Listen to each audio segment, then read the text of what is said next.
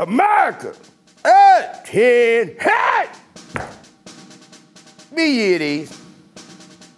First of all, welcome to Fearless, starring that dude, Jason Whitlock.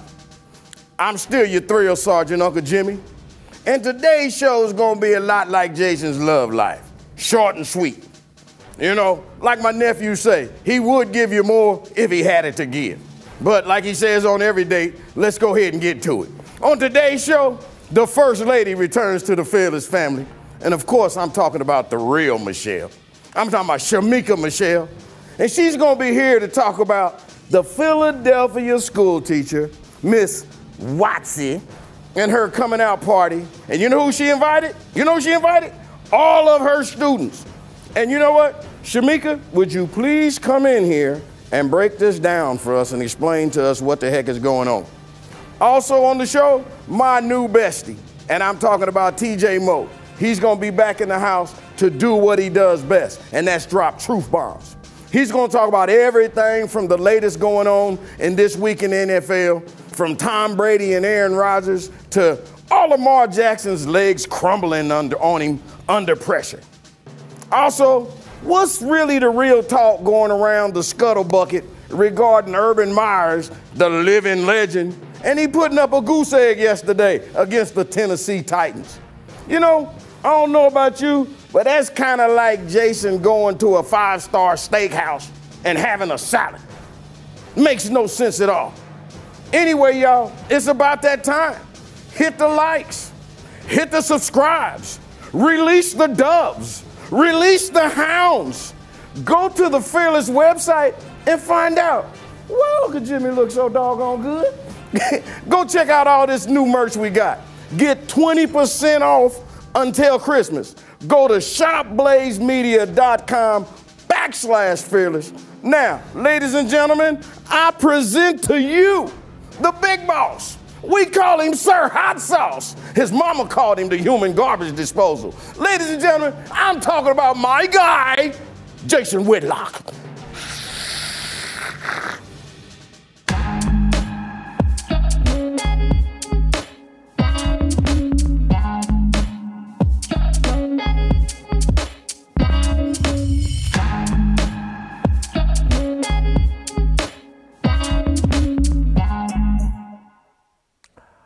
In 1963, at the age of 37, New York Giants quarterback Yelberton Abraham Tittle Jr.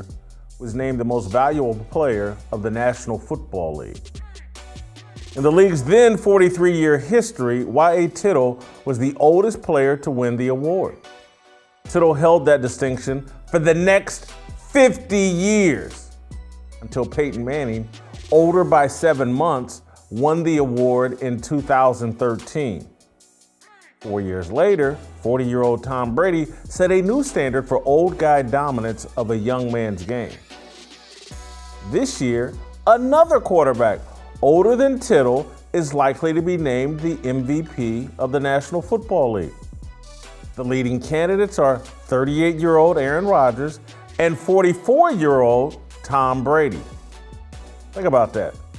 2 of the 10 oldest active NFL players are the front runners for MVP. This is good for TV ratings. Brady and Rodgers are handsome superstars with brands nearly as pervasive and strong as McDonald's and Coca-Cola. But their dominance of football does not say good things about the NFL. Football rules makers, in pursuit of player safety and points, have made the game far too easy. I do not say that to denigrate Brady or Rodgers.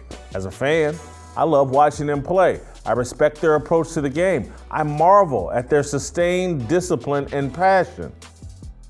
Football is a more enjoyable product with Brady and Rodgers than without them. My problem is their prolonged domination of the league indicates a reduction in the stakes and/or consequences of playing the game. When you reduce the risk, you reduce the reward. You reduce the level of satisfaction among fans. Despite all of its corruption, the sport of boxing won't die because of the elevated consequences of the sport. At any moment, Someone could get knocked out. That's exciting. It's why we tuned in to see Tyson Fury and Deontay Wilder 3 times, even though we know neither fighter is Muhammad Ali or Joe Frazier. Football used to be so punishing that the all-time great quarterbacks retired at age 37 or 38, whether they really wanted to or not. In 1979, at the age of 37, Cowboys quarterback Roger Staubach had the best statistical season of his career. He threw for a career high in yards, 3,586, and touchdowns, 27, and was named to the Pro Bowl for a 5th consecutive year. He retired after the season. He suffered 5 concussions during the 1979 season and 6 concussions during the calendar year. Football has significantly decreased the degree of difficulty. Hardly anyone talks about it. The old-timers don't want to sound bitter or jealous of the modern players. Corporate media is in bed with the NFL. ESPN and Fox Sports' job is to promote the league, not analyze it. The former players leading the discussion of football on TV are simply happy to be cashing a check. They'd rather whine and cry about some perceived racial injustice than to discuss what's going on in the actual game. The truth doesn't keep the butter biscuits flowing. Emasculated emotion, tears, and racial division, that keeps the cash flowing. Speaking of tears, look, here's an example of what I'm talking about. And so you can't relate to that if you're white, but you can listen and you can try to help, because this is not okay. It's just not. Thank you for everybody that reached out to me. And I know it's getting better, but it's not better yet, and better for everybody. And we just got to keep, staying together, man, and just doing what we can. Yeah. And for us to be moving back and not forward in 21st century, like I said, man, National Football League, this hurts me. The clock is ticking, man. I'm sorry. That's what passes for groundbreaking commentary about football. Men crying, men whining, doing everything but dealing with what's actually going on in the game. That's how you keep the checks flowing in corporate media. Stir a little racial division, shed some tears, act emasculated, act feminine, act like the Instagram model sitting next to you knows just as much about the game, or connect with her. No one wants to actually discuss what's going on in the game. So we pretend that what Brady and Rodgers are doing is just as difficult as what Tittle, Roger Staubach, Terry Bradshaw, Joe Montana, and John Elway did. It's not. Tom Brady knows it's not. Listen to what he said in September during a panel discussion with his Buccaneers teammates. Watch this. I think the one thing about football that's changed over the years, which I think is really hard for someone like me who's played a long time to watch, is it's not being taught the right way. Like, a quarterback should only throw the ball to certain places because your receiver is in danger of getting hit. For example, when I used to play against Ray Lewis, I wouldn't throw the ball to the middle of the field because he'd go after you and he would hit, and we didn't always have the biggest receivers, but he would hit him and knock him out of the game. And now every hard hit is a penalty on the defense. So I feel like they penalize defensive players for offensive mistakes. So if a quarterback, I was watching the Chicago Bear game, the quarterback messes up, doesn't see the blitzer, or the line screws up, I don't know what happened, but the quarterback or the line on offense, the defensive player comes in and hits him hard, and they throw a flag on the defense. So they've almost moved the protection of your opponent to you, as opposed to where it should be, which is on yourself. Like, if you're a quarterback, you got to protect yourself and your players. It shouldn't be the responsibility of your opponent to protect you. And I think that's it creates really bad habits for players, because You feel like I can basically do anything. I could run and not slide. I can throw my receiver into any coverage and not have any repercussion for it. The only thing they're going to do is they're actually going to blame the defensive player for making a good, solid hit, and now the defensive player is going to feel like, oh, I can't do that, even though I feel like it was an offensive mistake. So in the end, I think it's a really disservice to the sport because the sport isn't being played at a high level like I believe that it once was. It actually deteriorates because you're not teaching the players the reasons and the fundamentals of what the sport should be. This is why I have so much respect for Tom Brady. He's not afraid of the truth. We are. There was so much truth in what he just said. I mean, incredible truth that goes way beyond football. When you remove consequences, you end up hurting everybody. When there's no accountability, when you can feel like, oh my God, my mistakes are going to be covered up by someone else. They're going to be rationalized and excused. It creates the feeling that you can do anything. You can go out and smash and grab. You can go out, loot and burn. You can do anything because there are no consequences for your bad behavior, for your mistakes. It's incredible truth that Brady was speaking there that goes way beyond football. The world, we've turned the world upside down. And football is just a microcosm of a culture that is anti-consequences for negative behavior. We can see it in football, and we can apply it to the rest of society and the rest of our lives. Tom Brady put it all out there, and everyone's just ignoring it, letting it go by. Y.A. Tittle set an age standard that stood for 50 years. It's now going to be surpassed 3 times in less than a decade. Football has changed. You basically need written permission from the head referee to hit the quarterback.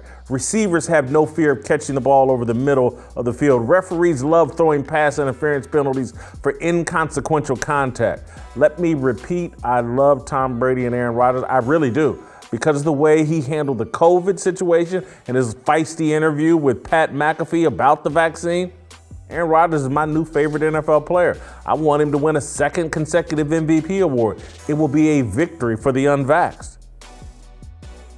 Rodgers and Brady are the most valuable players in the NFL.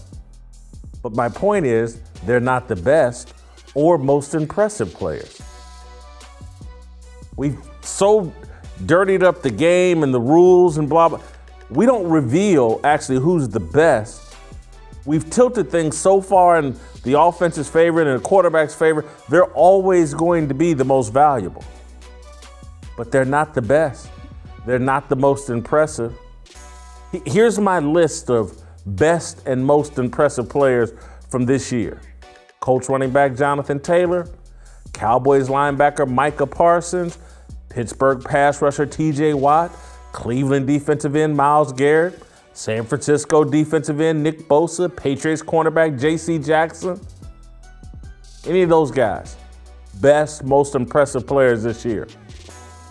Rule changes have exaggerated the value of NFL quarterbacks. Football needs a best player award. The best football players are a lot closer to age 30 than 40. Football is still a young man's game. A best player award would recognize that. That's my fire today, and we're gonna roll out to St. Louis and bring in one of our newest fearless soldiers, TJ Moe. Let's see where TJ obviously was a wide receiver at the University of Missouri, starter for 3 years, a lot of success. Cup of coffee in the NFL with the Patriots and Belichick and Brady. TJ, do you agree with me that Brady and Rodgers are the most valuable players, but they're not the best players playing in the NFL right now? Yeah, it's all about definitions, right? You and I tend to have the same view of what the NFL should be. I actually went down the same road in my head that you did, in that the NFL is just following society and making men a little bit softer and a little easier to succeed. And we'll just spoon feed you some success. You can do it at this age; it'll be fine. I don't agree that that is the proper way to go about things, but that's where we are. I think the definition, football makes it hard to figure out who MVP is because you only play one position and you sit in one spot. And what you have to go on there is he's a wide receiver. He runs 60 routes a game and he catches the ball. It's a lot easier when Michael Jordan is the guy who is Defensive Player of the Year, and he's leading the league in points, and he's the guy who steps in and leads the league in steals. It's very easy when you play both offense and defense to figure out who most valuable is. There's really no discussion about that. When it comes to the NFL, it's very easy to decide the value of a quarterback. I think is very, very simple. If you don't throw it to the other team, there is some value in that, and that's just not making a mistake. That's quite different than what you see in succeeding. It's like in baseball, wins above replacement. Well, at quarterback, you start, just don't make a mistake and you give your team a chance. That's not true at most positions. So, I think when you're sitting in a place at quarterback, the value that they can bring is about 10x what the next player is. That's why, it is unbelievably surprising when a guy like Trent Dilfer can win a Super Bowl, because he's just an average dude, right? To me, the value itself, that if we want to go to awards, the best football players, running back's a good place to look. Your life almost runs out when you near age 30 as a running back. But as a quarterback, you can keep going. As a wide receiver now, you can keep going. I mean, there was a time, the targeting rule in the NFL did not come into, in college football did not come into play until after I graduated, which meant that when I went across the middle, it cost me something. It cost me some brain cells. It cost me some bruises. And you had to have some guts. You had to have some balls to go across the middle. And it was a little bit different for you than the outside wide receivers. That's how running backs are today. Blaine Gabbert was my quarterback. People know who he is now in the NFL. He's backing up Tom Brady. He used to tell me, hey, listen, TJ, just trust me, okay? I will throw you away from the hit. You go across the middle, trust me. You're going to take a lick if you have to, if that's what the team needs. But the larger picture is trust me. There's a trust factor between the quarterback and the wide receiver that allow you to continue to go in and take that pounding over and over and over again, and he will take care of you. Actually, you said there is a cost, there's some consequences to taking this out of the game. Part of the consequence is that you don't actually have to trust anybody else. Right now, all you have to trust is that the defenders are going to follow the rules of the NFL, and they're going to be the ones taking care of you and not your quarterback. I don't like it. I certainly don't like it. But I do think we're in agreement because of one, just look, even before the rule changes, the quarterback always has the chance to be the most valuable player on a team or in a league just because he handles the ball virtually every play far more than anybody else. And so that increases his value. But now it's so exaggerated because of the passing and just the way the league is set up. It's like a quarterback is 2 or 3 times more valuable than he was 30, 40 years ago. People don't remember this, but like O.J. Simpson used to be the highest paid player in the NFL. He made more than quarterbacks. And I think Walter Payton at that time was the second highest paid player in the NFL. And so that was in the 70s, I believe, in the 1970s. And so we've seen a change where obviously quarterbacks have just become more and more valuable. So I don't think there's much disagreement between you and I that the MVP this year, with 3 or 4 games left to go, is going to come down to Tom Brady, Aaron Rodgers, and maybe Arizona's Kyler Murray with an outside shot. Between Brady and Rodgers, and we can throw their stats up, I believe, Brady's throwing for more yards. He's thrown for more TDs, but he's got more interceptions. And Aaron Rodgers missed at least 1 game, I know, with COVID. But anyway, who do you think the MVP is, Tom Brady or Aaron Rodgers? I like to add in some adversity when I'm evaluating these things. I actually think the vaccine thing was a pretty big deal to overcome for Aaron Rodgers. I would give it to Rodgers, and truly for me, that's a big part of it. To have more than just what you're dealing with on the field, and people can say, hey, listen, he brought that on himself, and I'm fine with that. But he's a guy that actually he had his holdout. A lot of Aaron Rodgers' problems, by the way, are problems that he brings on himself. Fine. But he still had all the issues with the Packers. Then he said, fine, this is our last year. We'll figure it out. He put up he put up his Instagram post where he said, last dance and such. They already knew that. Get blown out in week 1, and then has fought adversity to come back and be probably, again, the best player in the league. I'm a huge Tom Brady fan. I think similar to LeBron, a lot of years you could just hand Brady because of all the other variables that he brings. You could give him the MVP. So he basically, look, he took the Bucs from a team that only knew losing and brought them into Super Bowl champions in his first year. He's a guy that brings unmatched leadership. He's a guy that knows the offense. He brought his offense with him and said, hey, let's run this. And also he brought Gronk with him. There's some value to that. It's like, what is value? This is a discussion that anytime you have a discussion about what an MVP is, we should define what value is, because value, this is why it's such a difficult award to give out all the time, because value to Jason Whitlock is different. It means something different to you than what it means to me. What is value? So from an overall value perspective, I think Brady has been the most valuable player in the league for a very, very, very long time. What I think is likely to happen if this year goes and continues the way it is, it's probably going to be Aaron Rodgers, and I'm with you. That's a win for the unvaxxed. Well, just remember, the AP basically decides the most prestigious, most valuable player award, and so that's voted on by the media, and there may be some backlash for Aaron Rodgers for misleading the media about his vax status, so that could throw. Let's take valuable out of the equation. And I'm even going to take best player out of the equation, and because I do think this is an easy to understand word, impressive. The most impressive player to me this year in the National Football League is Micah Parsons. And it's because he's a rookie and the impact he's having on the Cowboys and their defense. He looks like a young Lawrence Taylor right now. To me, he's the most impressive player in the league, and I think there's, from T.J. Watt to Jonathan Taylor, the running back, there's other candidates, but for a rookie to come in and do what Micah Parsons is doing on a team that has a chance to win it all, he's the most impressive player in the NFL to me this season. I think that's fair. I think that's totally fair on a team that's had some ups and downs too. I will say this is why I like to define terms so much, because impressive has its own variables, right? Is it more impressive that TJ Watt continues to do it even though you have film on him? Or is it more impressive that Micah Parsons can do it when nobody has any film on him at all? There are layers and variables to everything we decide. I've been a TJ Watt guy for a long time.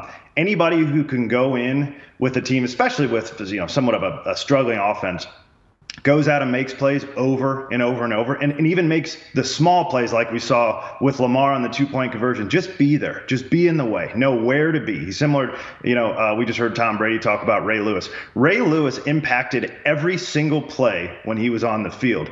That's impressive, whether you're standing in the right spot. Troy Polamalu was a guy who had unbelievable instincts. He knew when to jump over the line and figure things out. That's impressive. So it's like, even there are so many layers to what impressive means, and we should define the terms before we have the discussion, because I agree with everything you said about Micah Parsons. I would just take TJ Watt, because I think impressive means something a little different to me than it does to you.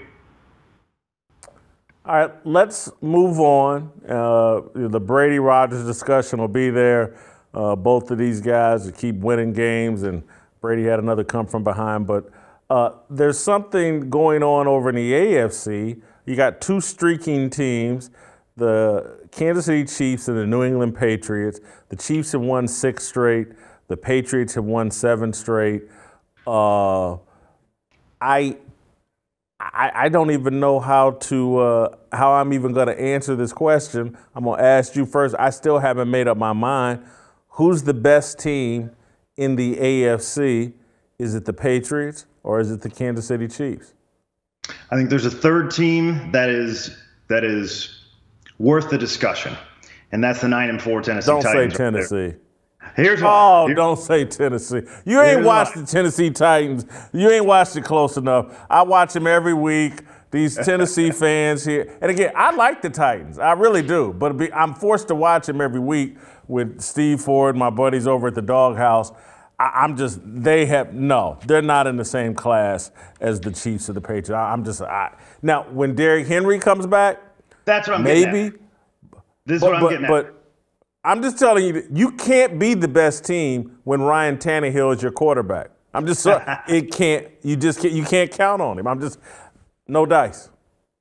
Well, I can tell you this. I have seen more upside thus far from Ryan Tannehill than I've seen from Mac Jones. Mac Jones, if he's in the discussion, is a guy that is a good distributor. He's a guy that does exactly what Belichick says. He's a guy who has humility and has no problem moving forward and only throwing the football 3 times in a game in order to get a win. That's all good stuff. We've seen Ryan Tannehill on any given year be unbelievable. He's very mobile. We know, when I played against him in college, he was a wide receiver in 2010. He's very athletic. He's a guy that at different times has had incredibly high accuracy, and he's been missing his 3 best players for a good portion of the year, and that is A.J. Brown, who will probably be back week 18. That is Julio Jones, who was back last week, and that is Derrick Henry, who, as we could argue, is the best player in the league when fully healthy. So they should be in the discussion. I'm not saying they're the best. They should be in the discussion when fully healthy, if we're talking about who's going to make it to the Super Bowl. Because if they're all healthy, they're there. I'm also a huge fan of Mike Vrabel. He is a Patriots guy, as you know. He's a linebacker that used to catch touchdowns, and he understands the game. And so, big fan of him.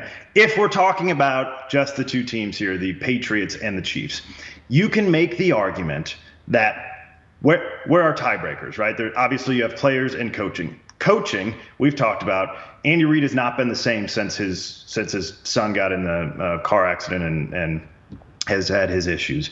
So Belichick, against any coach in history, gets that tiebreaker. And so if it comes down to that, I mean, we've seen, Steve Kim talked about last week, how if you need Belichick to break something down, what he did against the Buffalo Bills back in the 90s when he was with the Giants and allowed Thurman Thomas to run for 200 yards and didn't care, right? There is nobody better at coming up with a game plan. But if it comes down to players, the Chiefs have an argument as the very best quarterback in the league, Pat Mahomes. Don't agree with it, but there's an argument.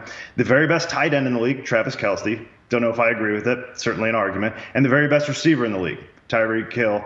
Don't know if I agree with it, but certainly an argument. So if I had to put money down on the table today, I think Mac Jones is a year or two too early for this to happen. I think he makes a mistake when it's crucial time, and the Chiefs probably take it. But it's worth a discussion, and there are 3 teams that I think are all neck and neck. There's 2 teams that are neck and neck, the Chiefs and the Patriots. You've distracted and dirtied up the conversation by forcing us to talk about Ryan Tannehill and the Tennessee Titans. Let's compare these finishing schedules between the Chiefs and the Patriots. The last 4 games for each team. The Chiefs play at the Chargers, I believe this Thursday. Going to be an incredible game. Because I like Justin Herbert and the Chargers as well. Then they get the Steelers. But look, 3 of the Chiefs' last 4 games are on the road.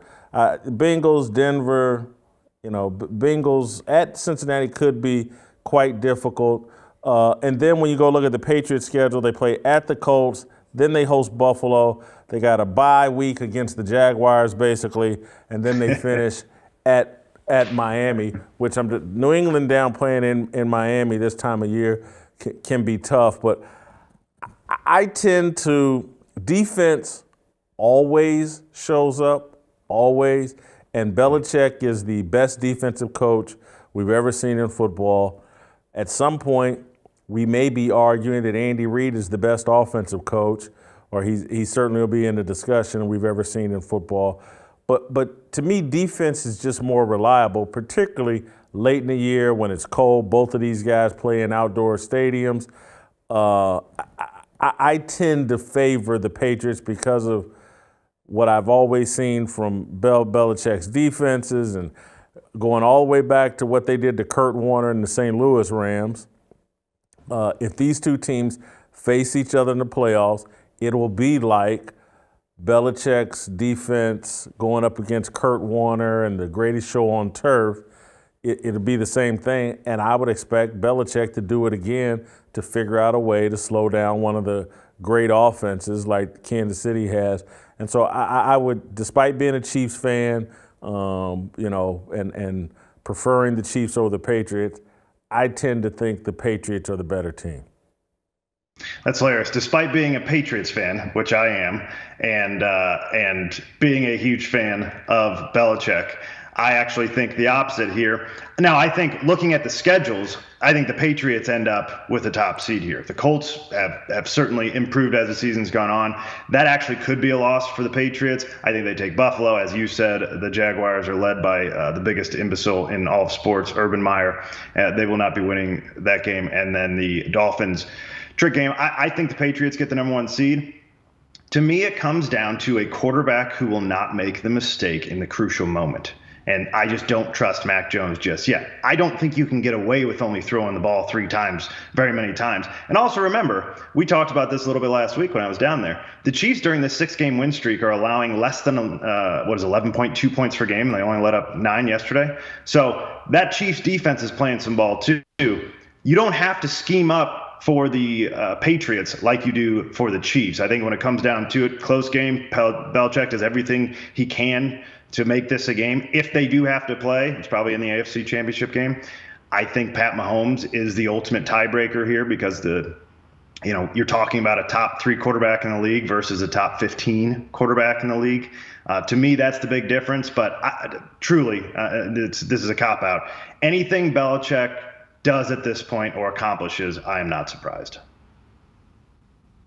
I think Patrick Mahomes is a far better player than Mac Jones, but Patrick Mahomes is far more likely to make a big mistake than I think Mac Jones would, because Mac Jones just doesn't do a lot of risky stuff. He's not allowed to. He doesn't want to. And so if someone's going to have a turnover or something that costs someone a game, it would be Patrick Mahomes, not Mac Jones. Let me move on to the other, I thought, major topic from the weekend.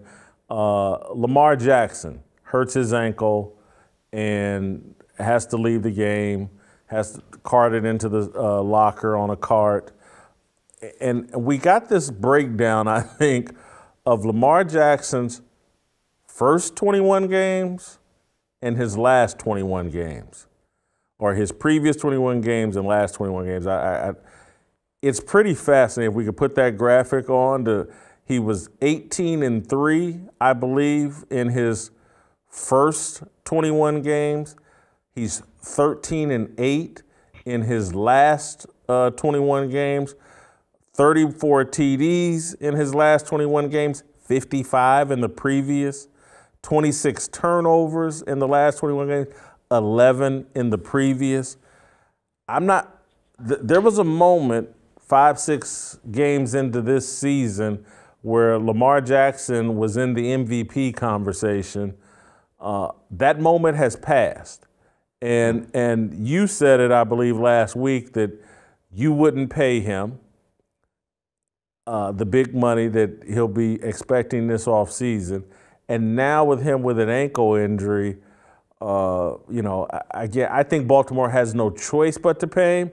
But I'm wondering if Lamar Jackson's, and I can't believe, because earlier this season, I was all in on Lamar Jackson and pay the guy the money, and he's going to have a 10-year run as an elite level quarterback in the NFL. And now I'm not so sure. The injury bug creeping in, and then when you just look at these last 21 games as opposed to the previous 21, there's reason for legitimate concern about Lamar Jackson. To break down a little further the stats that we just had on the screen, he has had more than twice as many turnovers during the last 21 games as he had the previous 21, and he's having about a touchdown less per game. That is pretty unbelievable. So he went from MVP, unbelievable, to a guy, less touchdowns, double the turnovers. how do you talk about the guy in the same breath that you did from those previous 21 games? So we talked a little bit about this. I think you treat him like a running back. I think he's got poor mechanics. I think he's a guy who throws 3/4 arm, sidearm, an unbelievably hard worker, a good kid who I think makes good decisions and is fearless.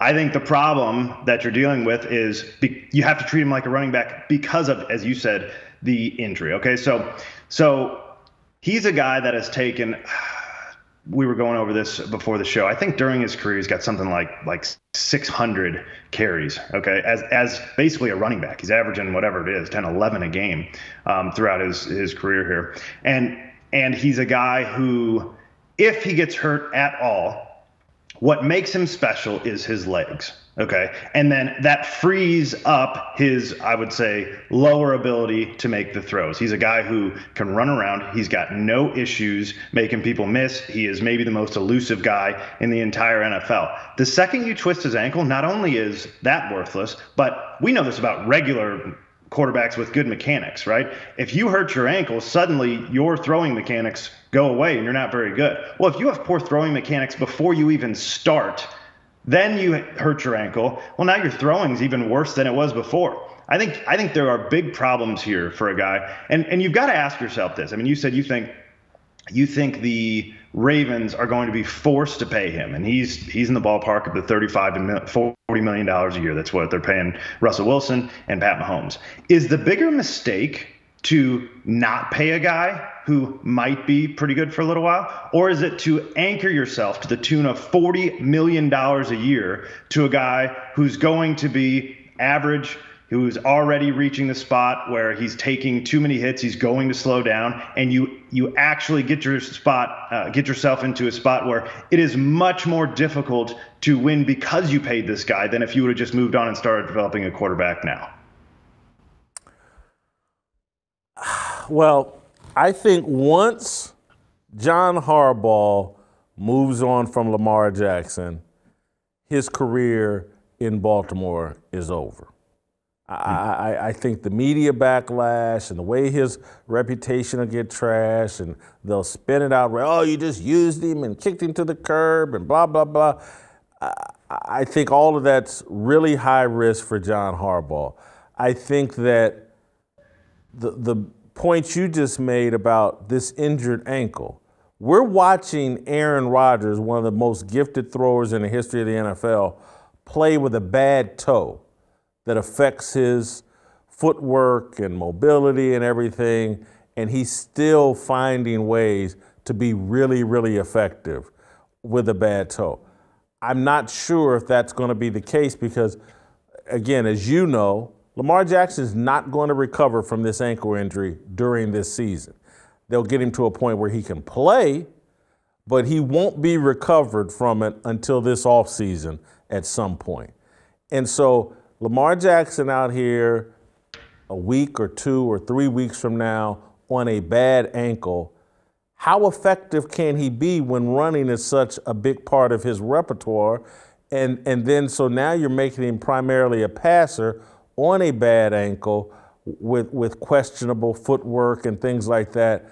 This thing could get real ugly for Lamar. And look, they may have seen enough from this Huntley kid that they'll keep Lamar sidelined for perhaps longer than they anticipated or normally would, just because if he's not a huge threat as a runner, his value diminishes tremendously. And so maybe you're better off sticking with Huntley an extra week or 2 until Lamar is closer. But the problem with that is they're 8-5. They're not guaranteed right now to make the playoffs. They're still winning the AFC North at this point, but that could all go away without Lamar Jackson. The Baltimore Ravens are in a precarious situation, and so is Lamar Jackson. I don't know how much money this ankle injury is going to cost him, but it could cost him a great deal. Well, so you hit on one thing about John Harbaugh. If he doesn't re-sign him, he gets run out of town. That may be true. Don't we have to, at some point, ask ourselves why we believe loyalty to a single player is more important than loyalty to the team and winning? Wouldn't the fan base who feels really emotional about a great kid in Lamar Jackson be much happier having a fully developed quarterback 2 to 3 years from now who they can then sign to a big contract? We've gotten into this thing where we say, hey, listen, loyalty is really good. We can all agree on that. But we've got to define if it's loyalty to the team and winning and the organization and what is absolutely best right now for us long term. Is that more important than giving the respect to somebody today? I'll give you an example. In Major League Baseball, they've got this stupid rule, and it's all going to change now with a lockout. But basically, you get 6 years of a guy before he hits free agency, in essence. You get 3 years and then you get arbitration. It's like, well, after 6 years for pitchers, the way they throw, oftentimes they've had Tommy John surgery, and you get them to a place where you're like, his best years were behind him. And if you go further past that, maybe after the 6 years, some of the time they were in minor league baseball, it's like these guys are like 34 years old. Albert Pujols is a great example of this. Love the guy to death. I play in his, does a lot of charity stuff in St. Louis that I still do. The Cardinals weren't going to pay him crazy money because they knew that would have been crazy and it would have hamstrung them for the future. The Angels did, and he was nearly worthless the back end of his contract. What is it about the loyalty to a player that is more important than the loyalty to the organization that has been around for decades compared to a guy who's been there for 3 years, 6 years, whatever it is, who's been great, brought you a lot of wins, but you're happy because he brought you a lot of wins. If he doesn't bring you those wins in the future, is it worth paying the guy $200 million as a thank you for what he did before? It's not, but in a game like football where, these guys are risking their health, playing a sport that, even though I ripped it earlier for how much easier it is than previously, but it's still much more high risk than most sports. And so and particularly Lamar is such a good person and has handled everything so well, and he's given his all. And we have this, and I blame the NFLPA for this, because if there was no rookie wage scale and these contracts that they're locked into basically coming out of college, if we could throw that away and Lamar Jackson could have been properly compensated the 2 or 3 years when he was playing at an MVP level, then all of a sudden it's easier to say, you know what, man, this dude got paid out, and when he was super productive, he was making $20, $30 million a year, and now we're moving on, and I think fans would be good with that. But because of the rookie wage scale and all that, it feels like, man, Lamar's been given a level of production that he hasn't been properly compensated for. And so people feel like the Ravens owe him something. But I want to show a few more of these interesting tidbits and facts we uncovered. Lamar Jackson has recorded multiple total TD games in 3 of his 12 starts this season. That's 25%. Had multiple total TD games in 22 of 30 starts combined in 2019 and 20. That's 73%. Now that's a drop from 73% dropping all the way down to 25%. Is 1 in 3 in 4 starts against AFC North teams this season. Was a combined 10 and 2 in 12 starts against AFC North teams 2018, 19, and 20. Is 2 and 4 in 6 road game starts this season. Was 15 and 3 in 18 road games 2018 to 2020. Has started 10 consecutive games without recording a rushing touchdown. 10 consecutive games without a rushing touchdown. Has 5 multi-turnover games this season. Had 1 multi-turnover game in his previous 25 starts. Lamar Jackson is on the downside. This looks like a different version of Cam Newton. Cam Newton was never likable, and so Lamar very likable, but the running quarterbacks, it's rough. Last thing, you've already previewed this a bit.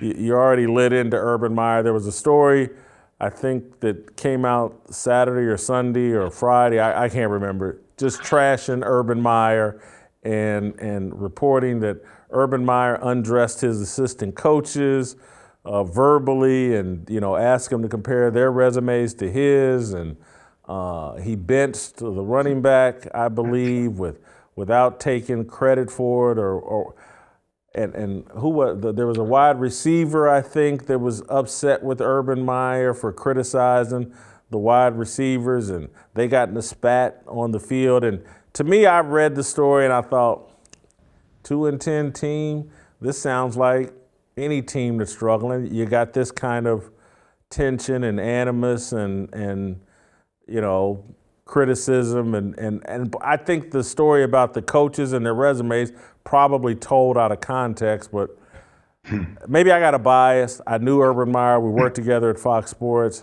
I tended to like the guy. Anyway, Urban Meyer story, big deal, little deal, or no deal? I think it is instructive of who he is. And so, understandably, if you've got personal ties to somebody, he puts on a really good facade. Full disclosure, I have never liked Urban Meyer for 1 second. And until I sat down to really think about it, I could not tell you why. I couldn't put my finger on it. And then as the story came up, it hit me. A head football coach is supposed to be a father figure, okay? Especially in football, as you know. The makeup of our country, a lot of guys don't have dads to begin with, or at least don't know their dads. 75% of black kids, 28% of white kids grow up in a single family, single parent home. Okay. The makeup of the college football roster is nearly 50-50. So it's about 47% black kids. That means when we break down the math and all that, about 50% of the kids that would come in a college football locker room do not have a dad in the picture. That's even higher once you get into the NFL. And make no mistake, a lot of these kids in the NFL are just that. They're kids coming in at 21 years old. So you know that kids are always looking for the alpha male in the room, especially if they don't have one at home.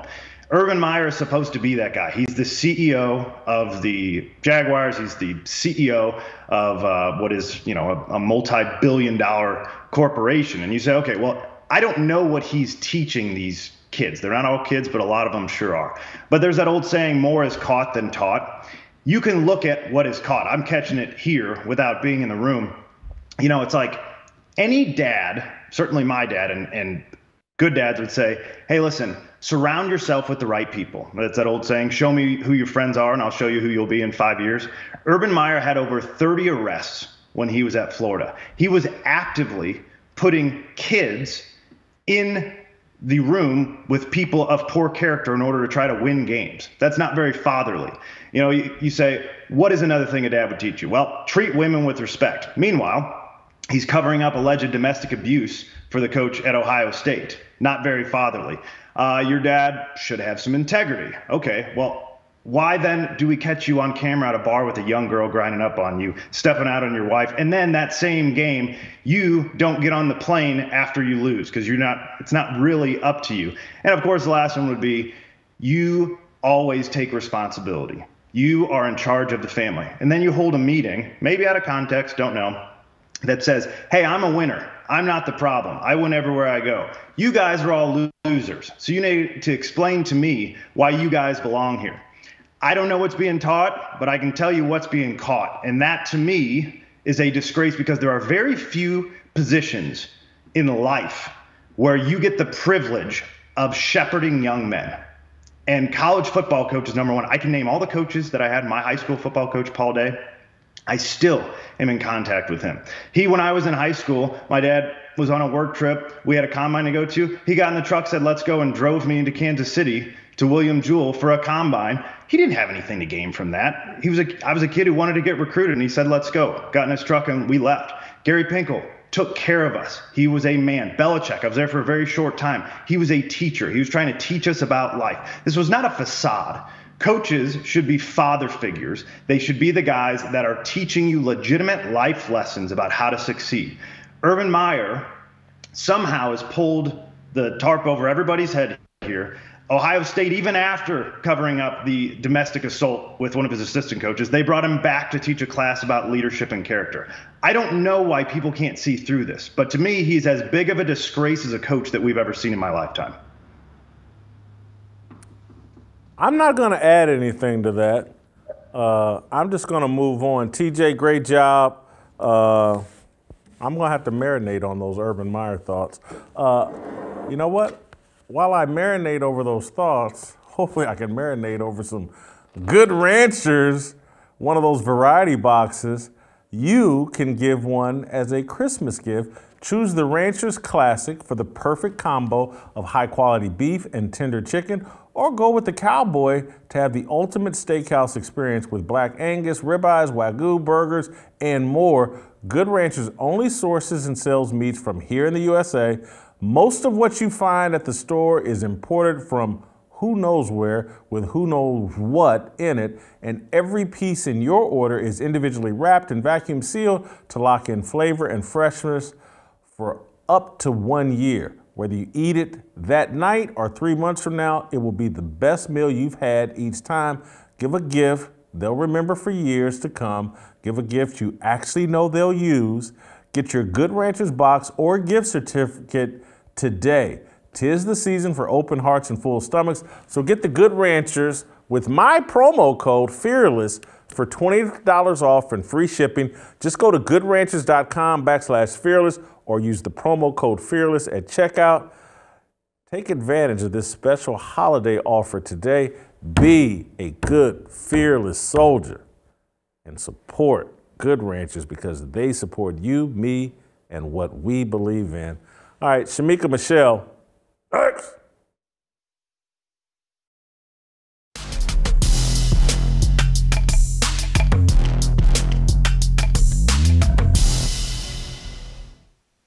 All right, welcome back. Time for Shemeka Show. And before I even tell you what we're going to talk about, I want to bring Shemeka on camera so I can ask something that has to be asked before we can even have this conversation. Shemeka, are you okay if I talk about how good you look today? I'm okay, and I would appreciate it because I'm not happy. Shemeka, you look like a movie star. You look like Pam Grier in her prime. I hope our audience is ready and can focus. You damn near look too good to even have a conversation. It's a distraction. And so I'm going to close my eyes and just talk to you for the rest of this segment if you don't. If my eyes are closed, it's because I'm trying to focus. Thank you. Shemeka, take Shemeka off camera so I can focus, so I can set this up properly. Yeah, perfect. Now, looking at me, I can focus. It's a lot easier to focus looking at me. There's a teacher in Philadelphia that decided she needed to, this is like a high school teacher, junior high, I think it's a high school teacher, that decided she needed to announce to her class her sexual orientation. She recorded it and put it on TikTok. I'm not a parent. Shemeka is. I used to be a high school student. I used to be a student. I don't remember having a lot of deep thoughts or conversations with my teachers about their sexual preference, orientation, gender identity. It just wasn't part of my upbringing and education. And so I just found that, I don't know how many of you follow the Twitter feed, Libs of TikTok, but they post a lot of interesting stuff, and I found this very interesting. So let's play the clip. Shemeka has 3 daughters, and we'll get a parent's take on this. Play the clip. It was National Coming Out Day yesterday. If we were here in person, I would have done this yesterday. My name's Miss Watsy. I'm here. Yeah. I'm so proud of you. Thank you. My name's Miss Watsy, and I am.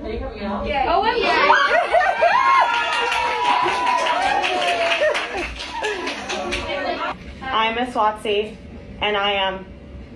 So,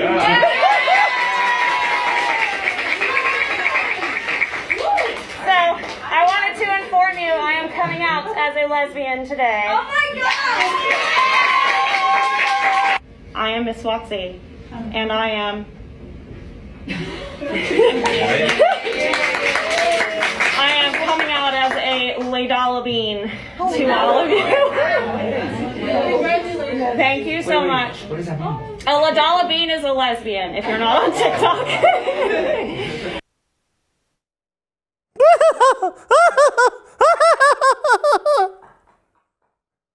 I'm coming out. We've gone crazy. When you're a teacher, you're there to serve the students. The students aren't there to serve you. This is someone that clearly needs a friend, family, somebody to share her intimacy with. It shouldn't be with a classroom full of kids, but I'm not a parent. That's why we're going to consult a parent of 3. Shemeka Michelle, your thoughts on Miss Watsy? I think it's disgusting, and I agree. It's a personality disorder. These teachers are looking for friends. When my daughter was in middle school, she had a teacher who must have had some type of fight with her lesbian lover before she came to school. She had them do an activity to, apologize. So they were writing her notes, and then they had to make these signs that she wanted to video them holding the signs up telling her lesbian lover that she apologized.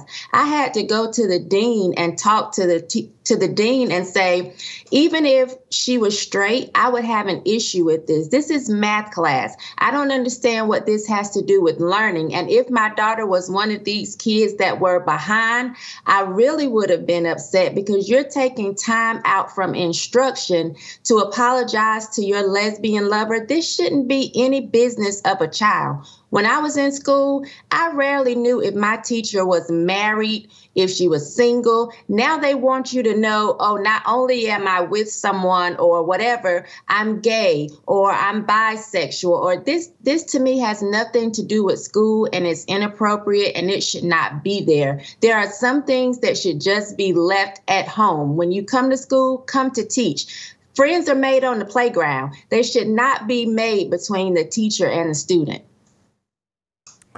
When I was in high school, we had a gym teacher, Mrs. Parrish. She was also our basketball coach and a great basketball coach, and led a successful girls basketball team. Everybody liked and respected Miss Parrish. Look, maybe my memory is fuzzy. I just don't remember people having issues. She was gay, everybody knew it, but she wasn't talking about it, as far as I knew, with her students. I think I had her in gym class one year. She certainly didn't have a discussion with us about it. I'm just shocked at how we've gotten to the point that American kids are struggling with reading, writing, arithmetic, history, science.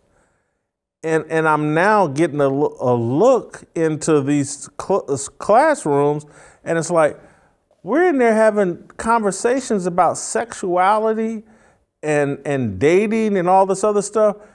That should be left to the parent and their child.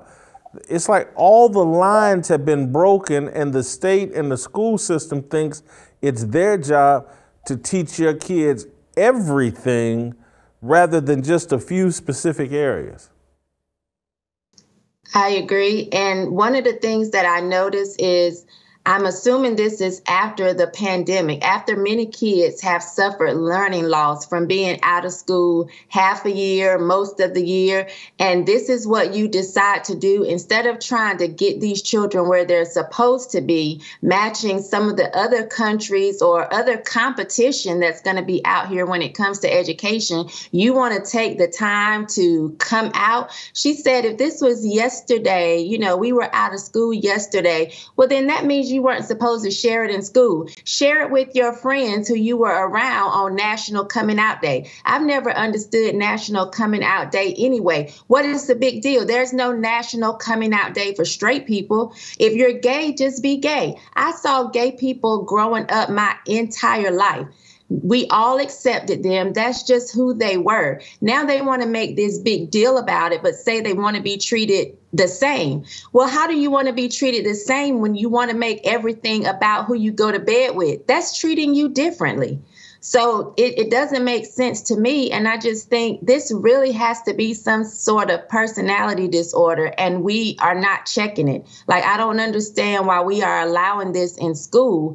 And you know, if a child is hungry, feed them. If you see that a child is homeless, I know there are programs set up to make sure that child can get to school, have clothes, and have food.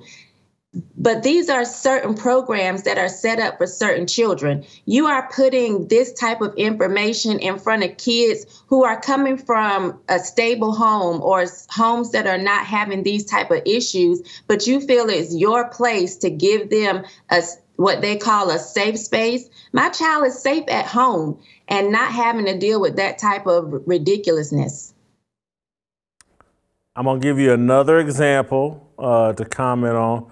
I'm not even sure what state this teacher's in, but there was another video of a teacher who either went on TikTok, just recorded a video talking about he's cross-dressing, or he's cross-dressing within his school system, and none of the administrators no one's saying anything to him or her about it. Anyway, let's watch the video and then I'll get your comment. I mean, my kids seem to like it, so I'm probably going to keep doing it. But thanks for the comment. I really appreciate anyone reaching out. Look for Teaching the Children tomorrow. Feels very Harvey Milk meets Harvey Dent. I'm here to recruit you. The fit check.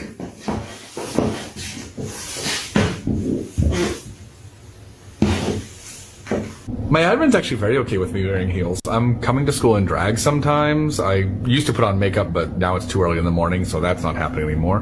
But like, yeah, they're pretty cool with it. They just think I'm making a safe place for my kids. First time going to school with a dash of makeup on. Little nervous. At this point, I am pretty much full-time teaching high school Spanish in a little bit of full-face drag. Lots of bearded drag. My students seem pretty cool about it, and it doesn't seem like my admins have any problem at all. So I guess I'm just lucky.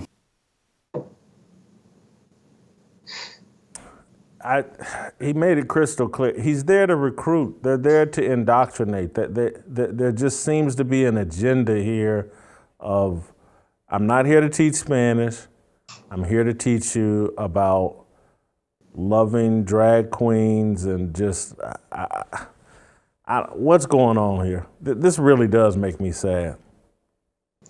It's sad because we don't have standards. In every other job, you have a standard. You have a certain requirement. If I worked for McDonald's, I could not come in dressed in full Burger King garb like, I identify as somebody that makes Whoppers today. They would clock me out and show me the door. If I go to a doctor, the doctor is dressed a certain way.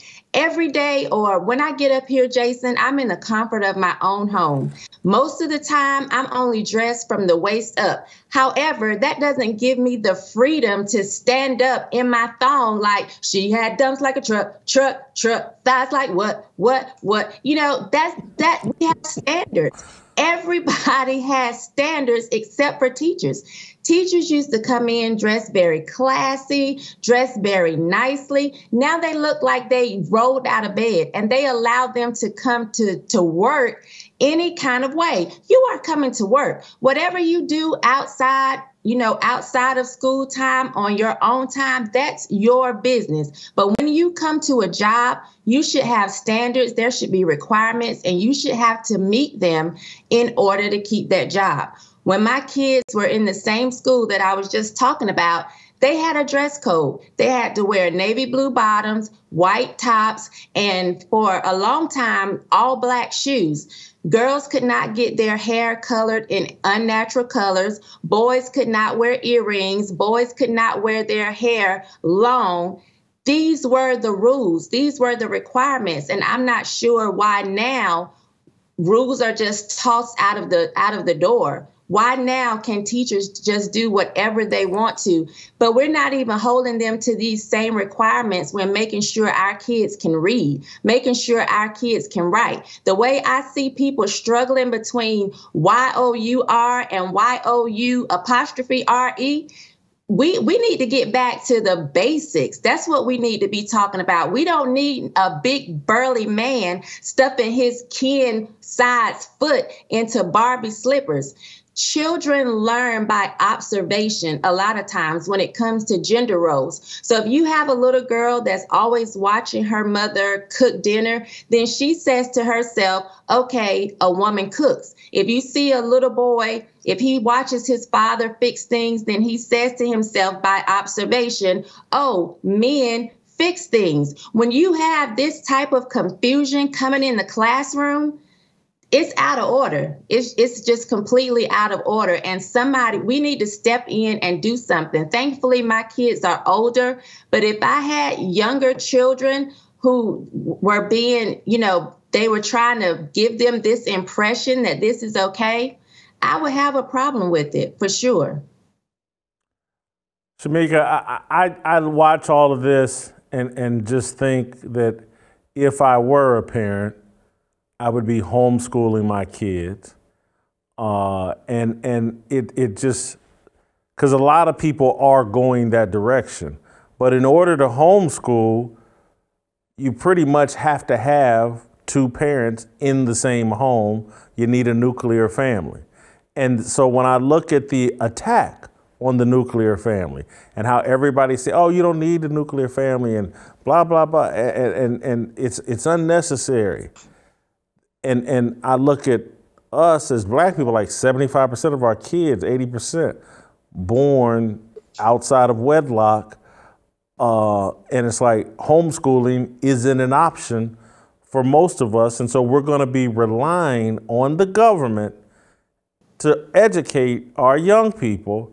And this is the kind of foolishness that's, again, as that guy said, my administrators, they don't care because they're afraid if they say something to him, they could get sued or fired or start some controversy. So the guy can come in wearing heels and no one can say a word to him. And it can be drag queen story hour for the entire class, every class he teaches, out of fear.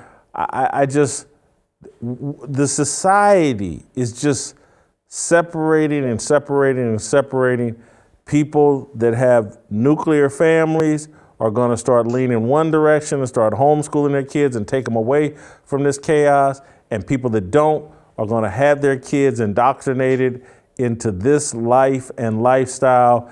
And I just don't know if you can cohabitate together when the values are this divergent. So anyway, thank you. Great job, as always. Go to youtube.com/Jason Whitlock. Uncle Jimmy, another parent, he'll be here. Perhaps we'll get his thoughts on what's going on in the schools, but he'll have a review of the show, and we'll have an approval rating on Urban Meyer, who TJ Moe slaughtered in a previous segment. We'll deal with the remains of Urban Meyer. Next.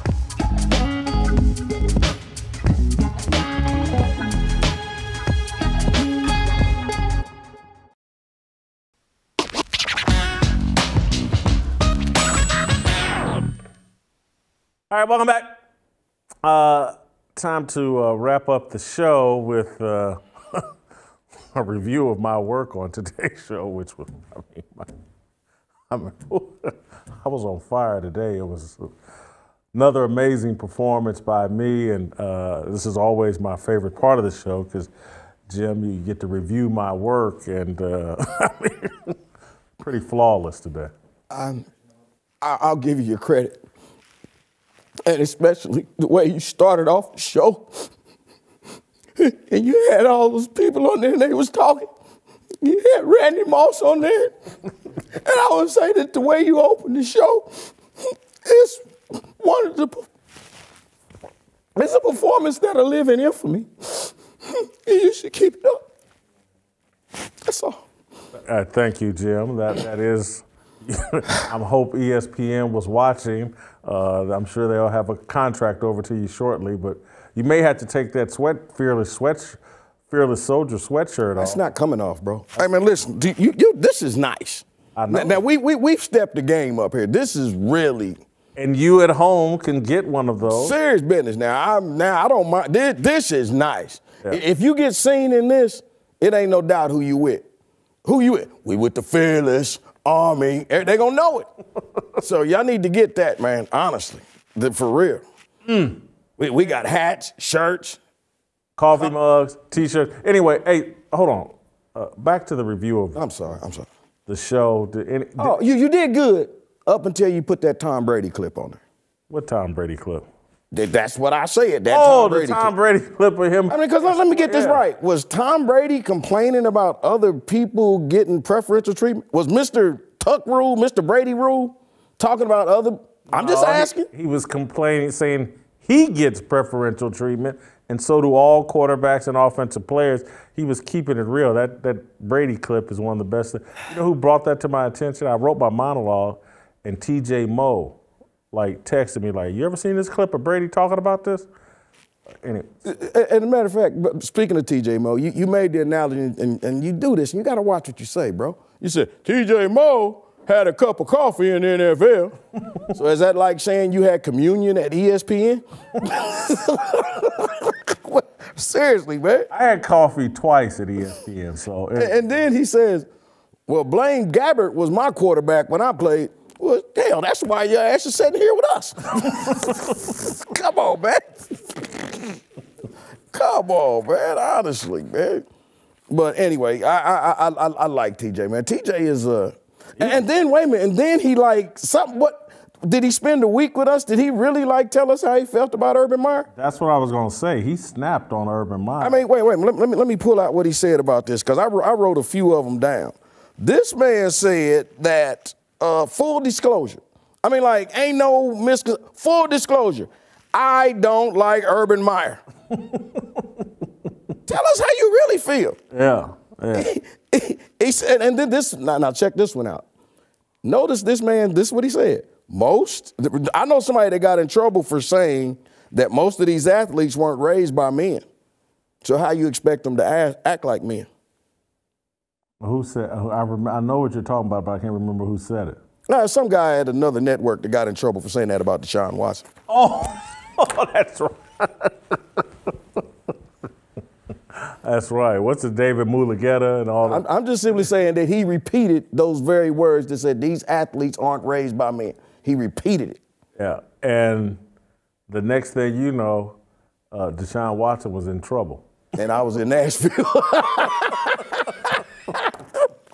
Telling the truth about Deshaun Watson. Hey, but wait a minute. Here's the other thing, though. Check this out. This is what he said. He said, I don't know what you're being taught, but I know what you're being caught. That was pretty good. See, now you see what happens to people when they hang out with you for a week? Yeah. If you'd have got Bernie Kosar in there, he might still be around. Come on, man. I'm not touching that.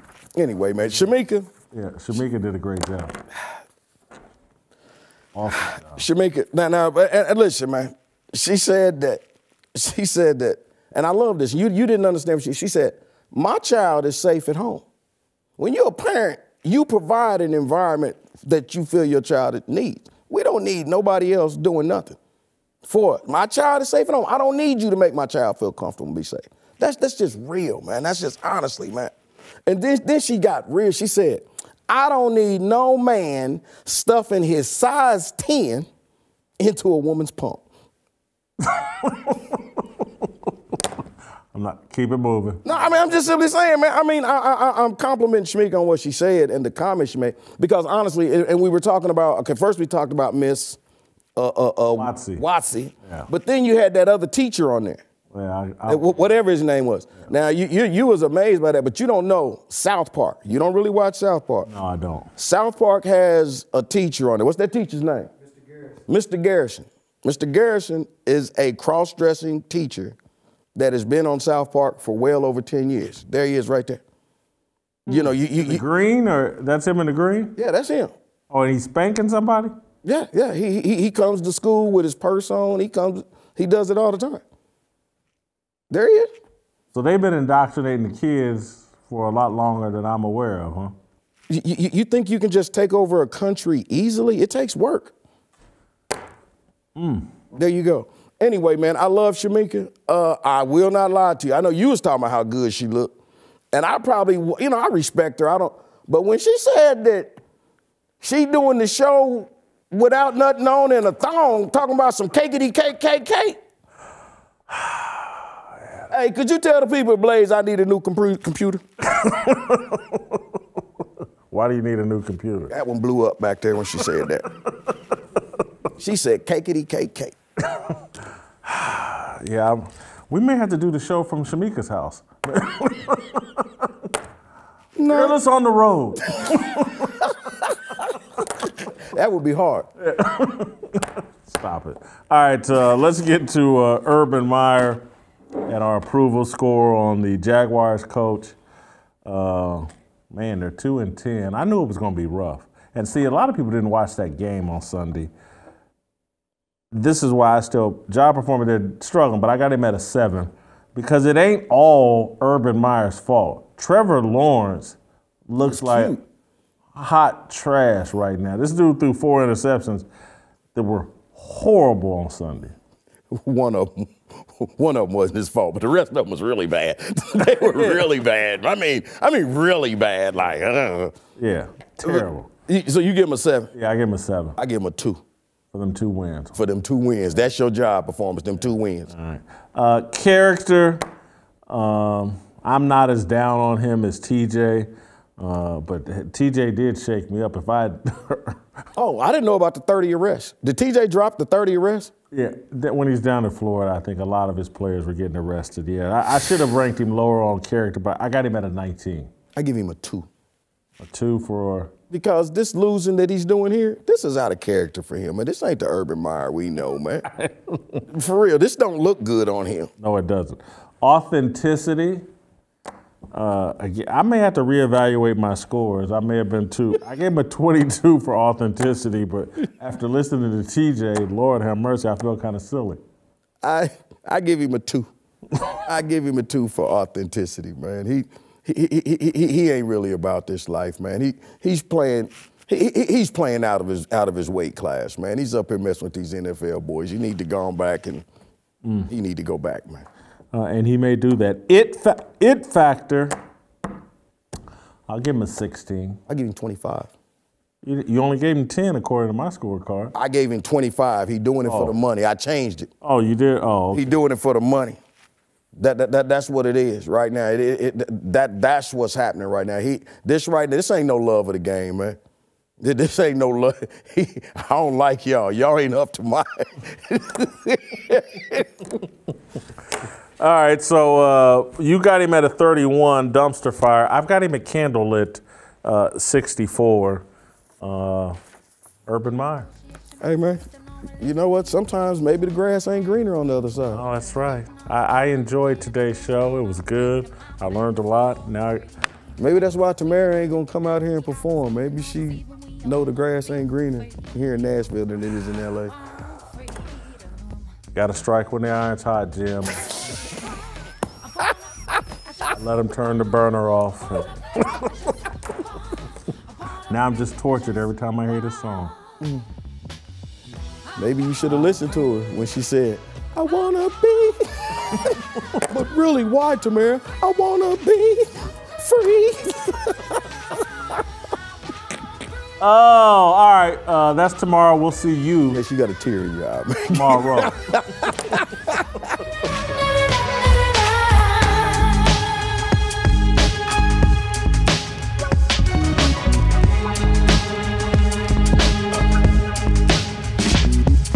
Looking for the right sign, looking like it's my time, feeling all kinds of free.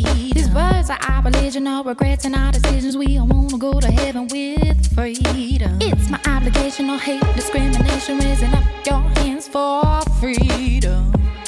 Raise up your hands for freedom. I just want I wanna be, I just want, I wanna be, I just want.